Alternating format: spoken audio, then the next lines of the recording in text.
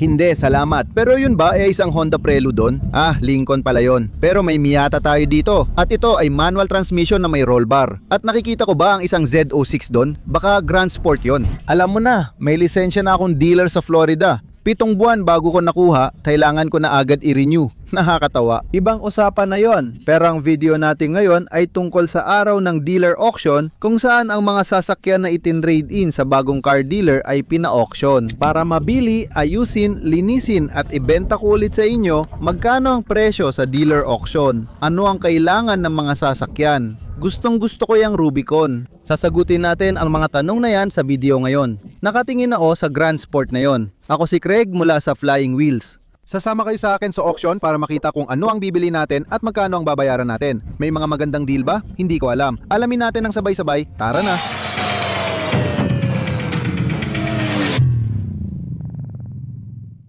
Nandito na tayo sa auction. Lahat ng higit 10,000 binebenta na. Green light. Mayroon akong hanggang Biyernes para mag-arbitrate. Kung may problema, pwede kong sabihin agad. Karaniwan naman nila itong sinasabi agad. Sa run list na yon, lahat ng below 10,000 ay automatic red light kahit ano pa kondisyon. Dapat mas na-inspeksyon ko pa.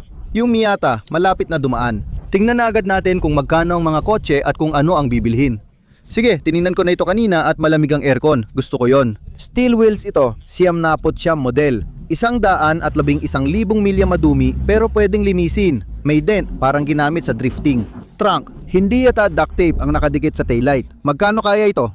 May dent din sa fender. Ang transmission, matibay talaga ang mga Miata. Ang 119,000 milya ay mababa na para sa kotse sa Florida, kaya walang kalawang sa ilalim at may halaga pa rin. Ano sa tingin mo? Yung 7 Series BMW naman, hindi umaandar, nag-overheat at maraming warning lights. Maganda ang takbo ng mga ito kasama ng mga Tahoe, Suburban at Escalade. Kaya ito ay isang 2019 na modelo na may 121,000 milya. Gusto ko yung mas bagong modelo kahit mataas ang milyahe kasi madalas isang may-ari lang. Tulad namin, mahilig mag-drive sa buong Florida gamit Escalade ng asawa ko. 30,000 milya ang tinakbuhan ng kotse niya ngayong taon. Biyahe sa iba't ibang sport mula Tampa hanggang Miami. Gusto ko talaga ang Suburban kapag malinis at maayos ang history. Pero ang nakikita ko dito ay mukhang isang Z06. Meron itong Z06 na spoiler na hindi lang itong spoiler na ito dito, meron din siyang ano nga bang tawag dito? Ano bang tawag sa pirasong ito? Dito mismo. Decanter? Wala namang decanter para sa alak. Ano bang tawag dito?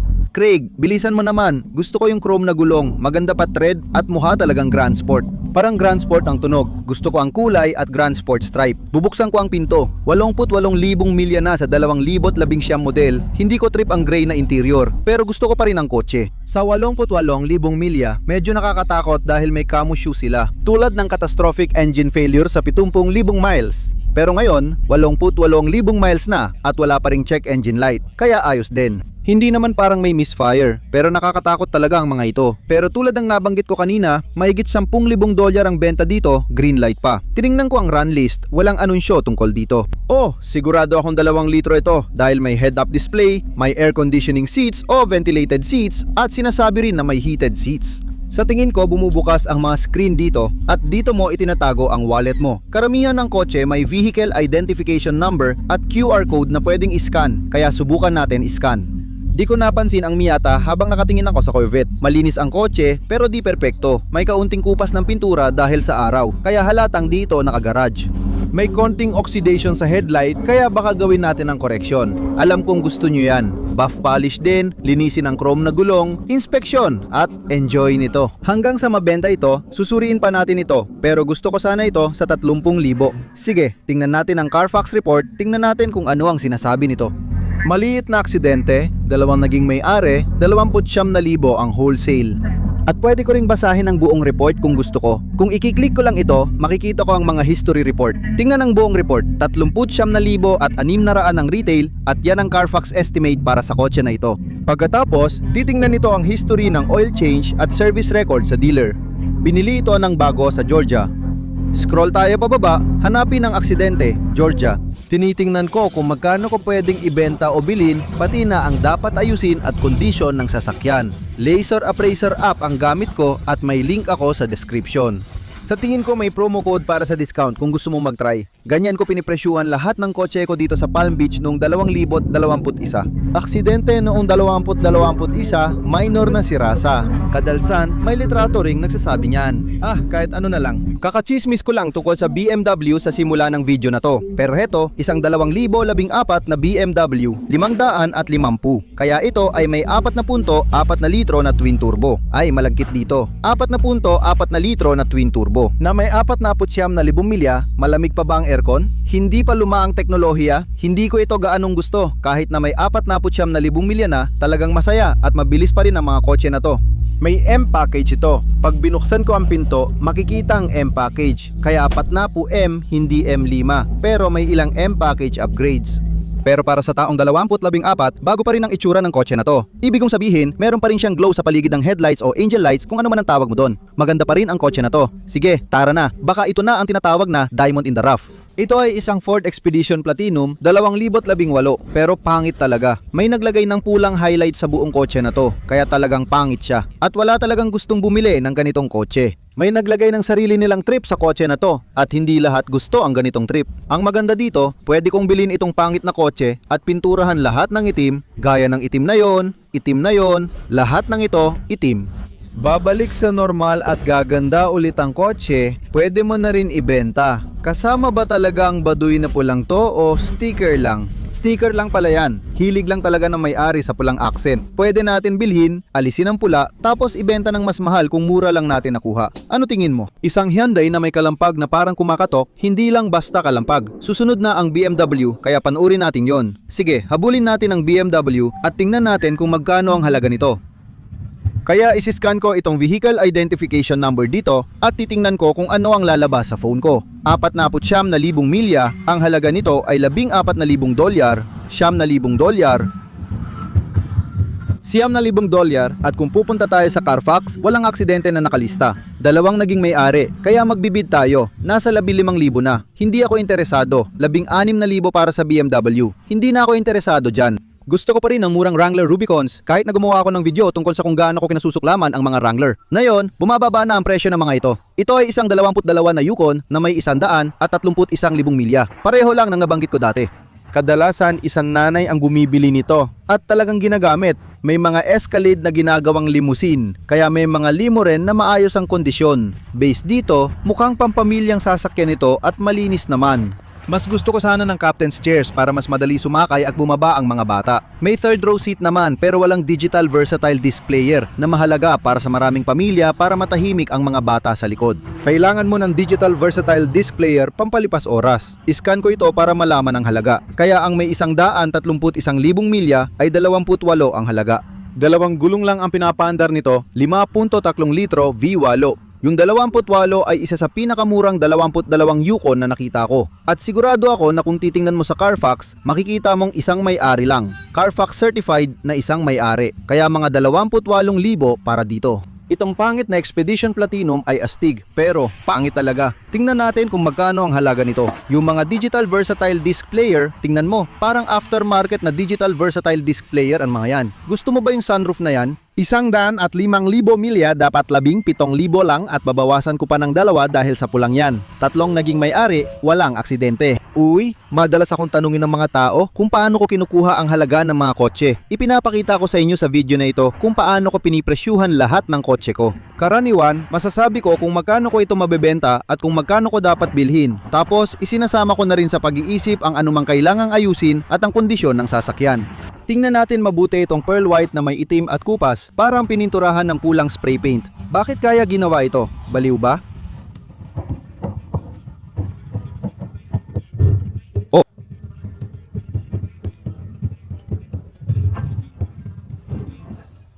Gusto ko talaga yung Expedition na yon. Huminto ako sa 16,000 mula sa 15,000 pero tumataas pa rin ito. Ito naman ang Tacoma para sa Tacoma, 120,000 milya, 2-wheel drive, extra cab. Sobrang ganda, pinakamaganda sa kalsada.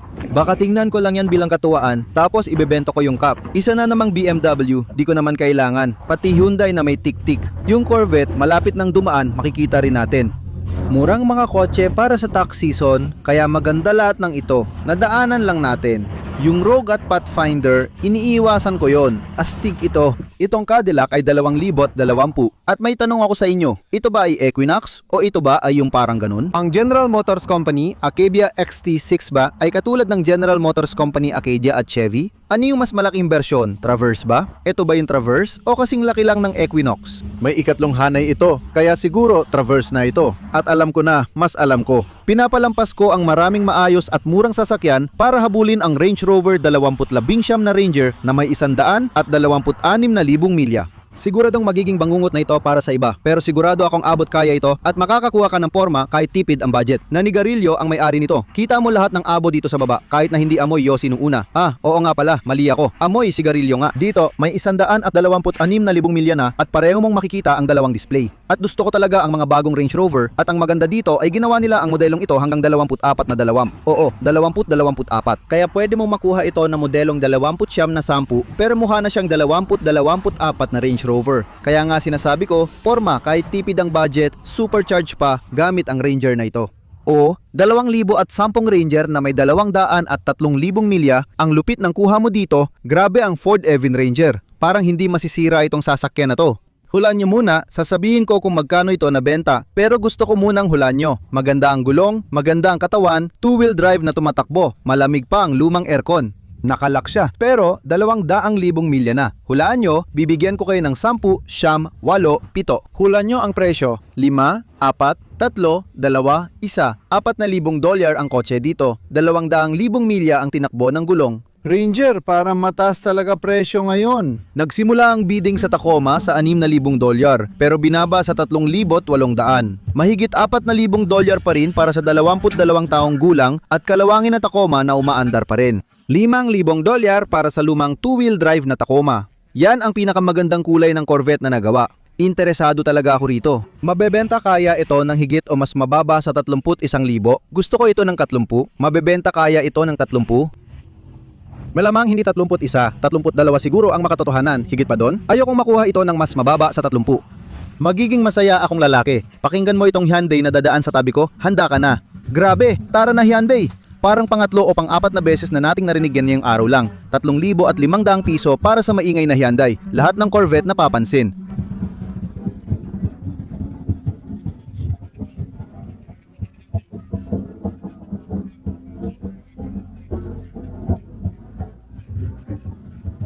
Ay grabe.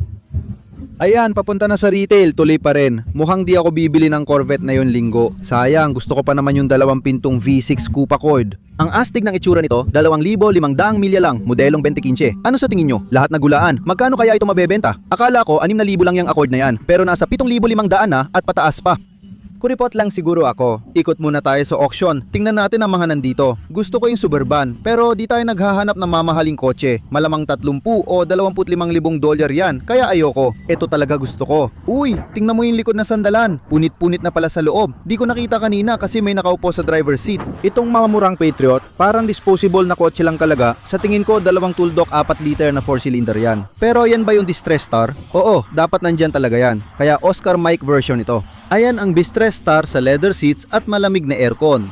4-wheel, 2-wheel ba na Oscar Mike o all-wheel drive kaya? Hindi ko kabisado lahat ng kotse. May kalawang na rin sa baba.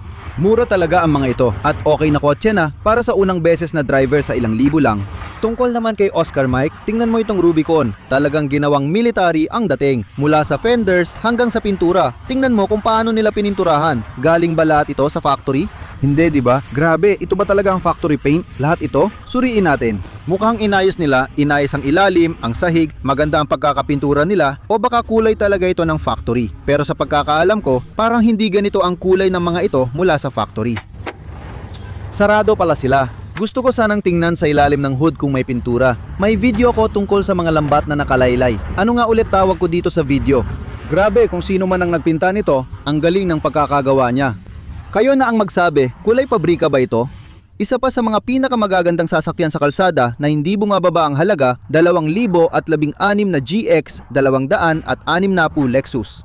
Ang gaganda ng mga ito at hindi basta-basta nasisira at hindi bumababa ang halaga. Mukhang tapos na tayo sa sasakyan, balik tayo sa auction at tingnan kung may mabibili tayo ngayon. O dumadaan na ang 2011 Range Rover at kita na gumagana ang suspension dahil nakaangat sa pinakamataas.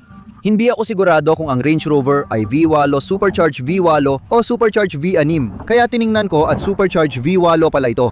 Kaya ang halaga nito ay 16,000 piso, 15,000 piso, 14,000 piso, 15,000 piso, 14,000 piso para sa regular na Royal Change, iisang may-ari lang. Dos lang ang nakalagay pero 14 na dalawa na ngayon. Ayon sa Carfax, mas mababa ang halaga nito kaysa sinasabi ng iba at higit 15,000 na ito ngayon. $15,000 na Town and Country, ayos na deal yan, 184,000 milya na ang tinakbo na ginamitan ko pa ng jump pack. Astig ito, isang RST Tahoe at medyo naaliw ako sa Yukon Extra Long na ito kasi pakiramdam ko mura lang ito. Isa itong 11 na may parang 187,000 milya. 2,000, tara na, 2,000, 2,000. Ngayon, ang bid ay nasa 25 na. Marami pa yang buhay na iwan sa 3,000. Sige, wala na nagpapasigla sa akin, Craig. Anong problema mo? Totoo bang salita ang enthusing? Tara na. Ayon, nandun na ang Rubicon Wrangler ko. Gumawa ako ng video tungkol sa kung gaano ko ito kinasusuklaman. Pero sa totoo lang, 10 bagay lang talaga ang kinaiinisan ko tungkol dito. Jeep, totoo yon. Pero mahal ko talaga ito. Astig tingnan ng Jeep na to. Tingnan mo, in-upgrade ko ang grill. Ang ganda ng Jeep na to. Bukod sa marami rin akong kinaiinisan, may maganda at hindi. Madalas din akong tanungin kung paano ko kinukuha ang value ng sasakyan. Sa video na to, ipinapakita ko paano ko pinipresyuhan lahat ng sasakyan ko. Masasabi ko ang gusto ko talaga yung auction na yon kasi sobrang lapit lang, katabi lang ng gym ko, nakakabaliw. Kaya kung bibili ako ng 2, 3, 4 na sasakyan, mura lang at sobrang dali ng transportasyon. At talagang mababait sila doon. Kilala nila ang pangalan ko at sinabi ko sa kanila na ako'y isang maliit na dealer, bago pa lang at palagi nilang sinasabi, "Hi Craig, ang galing mo!" Ngayon natapos na tayo sa auction, may ilan pa akong gustong ipakita sa inyo bago natin tapusin ang video na ito. Kita mo naman, mataas talaga ang presyo sa auction. Matagal ko nang pinapakita sa iyo ang mga auction videos ko. Dati nakakabili pa ako ng mga sasakyang nagkakahalaga ng 6,700,000 dollars pero ngayon wala na. Bakit nga ba? Kasi tax season ngayon, kaya maraming nakakakuha ng tax returns at mas maraming bumibili o bibilhin ang mga tao. Ina-anticipate ng dealers kaya nag-iipon sila ng sasakyan para siguradong may kotse silang handa ngayon at sa susunod na linggo. Ngayon ng Marso na, makukuha na ng mga tao ang kanilang tax returns kung hindi pa nila ito nakukuha at gagastusin nila ito agad pag nakuha na nila. Yung mga tao na hindi kailangan ng kanilang tax returns, kadalasan ay nagpapaliban at nagsusumitay sila ng mas huli, nagpa-file sila ng extension, nagsusumitay sila sa kalagitnaan ng Abril. Hindi nila kailangan ang perang yon. Yung mga tao na maagang nagsusumitay ang talagang nangangailangan ng pera. Hindi na sila makapaghintay na bumili ng kanilang mga sasakyan, kaya ang mga dealer ay kadalasang nag-iimbak na maaga at pagkatapos ay mabilis na nabebenta ang mga ito, kaya kailangan nilang mag-restock ulit.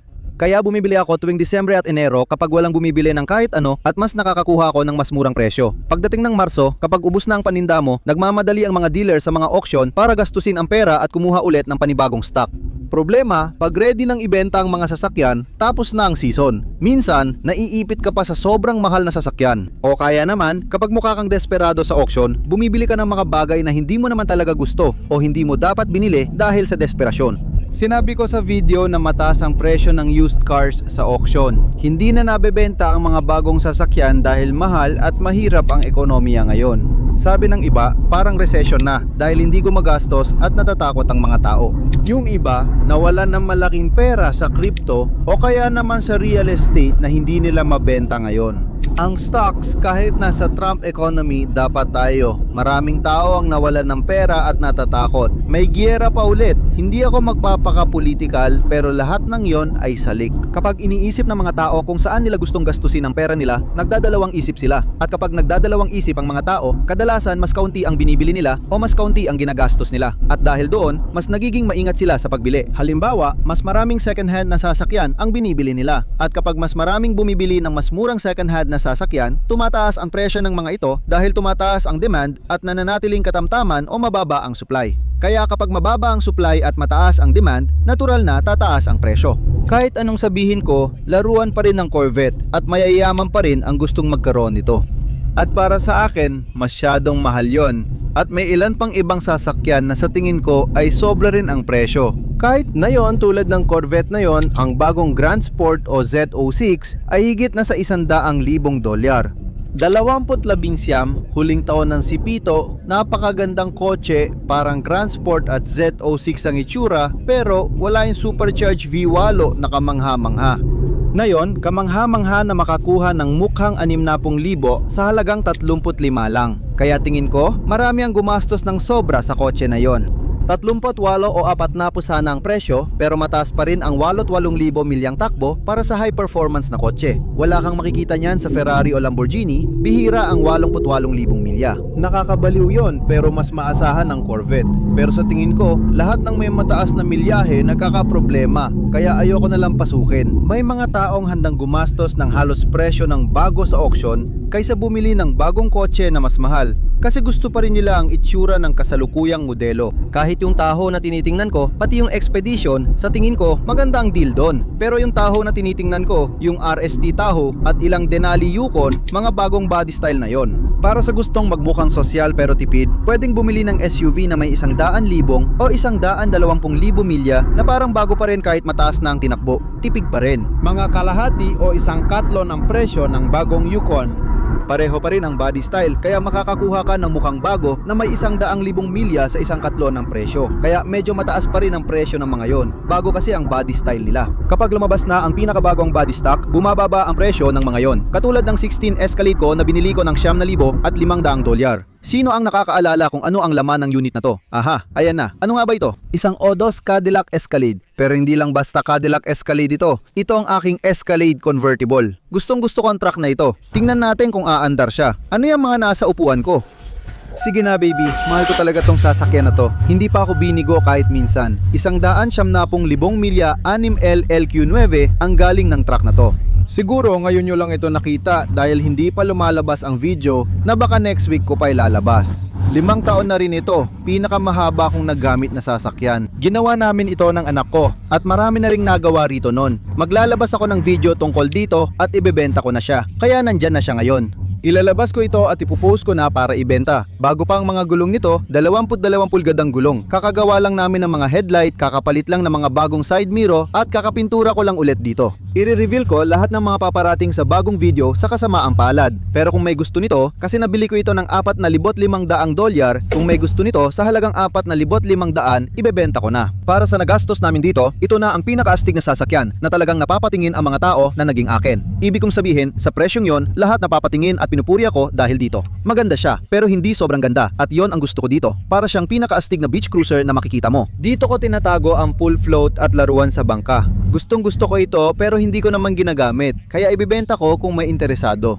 $4,500, YouTube special, ilalagay ko ito sa website ko ng 6,000 at titingnan natin kung ano mangyayari. Oo, sobrang gusto ko talaga ito. Lilinisin namin ito ngayon, pero gusto ko rin kayong bigyan ng mga update tungkol sa shop ko. Lahat ng ito ay mga paparating na video. Ayokong ipakita pa sa inyo ito kasi ang $600 na Honda Element na ito ay hindi na $600 na Honda Element at original pa ang mga headlight niyan. Para sa mga nanonood sa aking mag-headlight correction, sobrang gusto ko talaga gawin ito. Binili namin ito ng $600 at naibenta na namin. Hindi yung una naming kotse, kundi yung pangalawa, yung Corvette, wala na dito. Naibenta na namin ang Corvette. Ipapakita ko rin yan sa isa pang video. At itong Hyundai Accent na binili namin na hindi umaandar noon, umaandar na ngayon. Hindi ko na sasabihin kung paano, pero napapaandar na siya. Napakaganda na ngayon para sa napakamurang halagang $100. At hindi pa namin nagagalaw yung $1,000 na Dodge Dakota mula nang bilhin ko ito nung nakaraang linggo at sa auction nung nakaraang linggo. Bakit ako sobrang napapangiti? Kaya paikot-ikot ako para ipakita sa inyo ang meron kami, ginagawa ko at mga paparating na video. Lahat ng pinakita ko ay binebenta o ibebenta pa lang at ilalagay ko rin sa website kung wala pa. Bisita kayo sa worldwideweb.flying-wheels.com kung interesado kayo sa kahit ano, kasama na itong Escalade. Lahat ay talagang kamangha-mangha, pero ang punto ng mga video na ito ay ipakita sa inyo, una, kung anong pinagkakaabalahan ko, pero ano nga bang nangyayari sa likod ng mga eksena ng tulad ng negosyo ng kotse, industriya ng second hand na kotse, paano namin binibili ang mga kotse namin at ano ang mga kailangan nila. Kaya tulad niyan, ang elementong yon ay nangangailangan ng marami, ang accent na yon ay nangangailangan ng maraming bagay, maraming pagmamahal. Ito namang isa, ibang-iba ang kwento. Para lang ito sa kasiyahan. Pero napansin ko nung pinapanood ko yung video nung nakaraang linggo tungkol sa mga sakit ng ulo ng dealer, lahat ng pinagdadaanan ko, nakuha ko na rin sa wakas ang lisensya ko bilang dealer. Pero kailangan ko na naman itong i-renew sa loob ng 2 buwan na talagang nakakainis. Nakita ko sa video na yon kung gaano ako kainis sa buong video at hindi ko namalayan yon nung mga oras na yon. Nung pinagsama-sama ko yung compilation, sobrang inis at stress talaga ako sa buong video. Lagi akong naiinis. Nakaka-stress talagang negosyong ito. At nakalimutan ko kasi sa loob ng isang taon at kalahati, hindi ko kailangan makihalubilo sa publiko. Hindi ko kailangan magbenta ng kotse. Hindi ko kailangan magparehistro ng kotse para sa mga tao. Hindi ko kailangan mangolekta ng sales tax. Ang saya noon at nakalimutan kong stressful pala ang trabahong ito. Nakita ko pa yon sa mukha ko nung isang linggo. Marami sa inyo ang nakapansin at nag-comment doon, kaya bibigyan ko kayo ng pa-teaser. Ang Escalade ko ay parang bago pa rin. Kagabi, minaneho ko ito papuntang at pabalik ng Miami gamit lang kalahating tangke. Pumunta kami sa Moto Miami at nag-enjoy kami. At binebenta ko ito kaya tingin ko nakapost ito for sale ng mga $18,000. Pero kung may gusto nito, YouTube special, $15,000 lang, banggitin nyo lang na nakita nyo sa YouTube. Oh, ginagamit pa namin ito. Lilinisin ko at ihahanda. Ang ganda talaga nito. Mabilis lang ang patikim kasi ayokong ibigay lahat. Lahat nagtatanong tungkol sa Whaler, kaya nandito kami. Nasaan si Lola Girl? Ayan siya. Gustong gusto ko tong truck na to dahil hindi ako nag-aalala. Pwede itong mabasa sa ulan, tinatapon ko lang ang car button, nagbubutas ako, kahit mabasa, wala akong pakialam. Gustong gusto ko talaga to. Tingnan mo kung gaano ako kasaya, ito ang buhay, basta. Yan na muna para sa video natin ngayon. Sana nag-enjoy kayo sa auction at nabigyan ko kayo ng kaunting pasilip sa mga susunod. Salamat sa panonood ng palabas ko. Sobrang napapasalamat ako sa lahat ng suporta. Nag-enjoy akong gawin ang mga video na ito kahit nakikita niyong stressed ako. Masaya pa rin akong ginagawa ang mga video kaya salamat sa panonood at salamat sa suporta. Malaking bagay talaga ang thumbs up at sobrang na-appreciate ko yon. Sabihin niyo kung ano ang nagustuhan niyo, ano ang hindi niyo nagustuhan. Ano sa tingin niyo sa mga presyo ng kotse sa auction? Kita-kits tayo ulit. Magandang araw sa inyo, paalam.